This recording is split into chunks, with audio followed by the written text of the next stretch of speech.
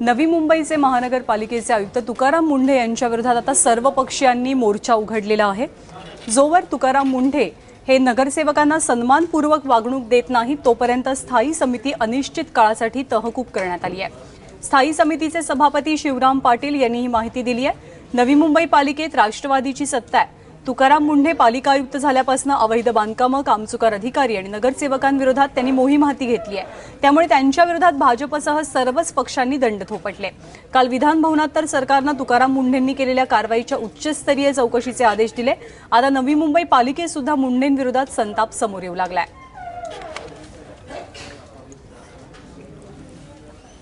माननीय आयुक्त साहेबांना विचारलं की आम्ही मागच्या 2 सभांमध्ये आपल्याला विनंती केली होती की लोकप्रतिनिधींना भेटण्यासाठी एक वेगळी वेळ देण्यात यावी। त्यांनी आम्हाला सांगितलं की नाही, वेगळी वेळ देता येणार नाही। पण जर लोकप्रतिनिधींना त्या ठिकाणी लोकांचे प्रश्न मांडण्यासाठी वेळ मिळत नसेल तर त्या खुर्चीचं काय काम, असं मी वक्तव्य केलं आणि सांगितलं ह्या खुर्चीची मला आवश्यकता नाही। मी काय प्रशासनाची चाकरी करायला या ठिकाणी बसलेलो नाही।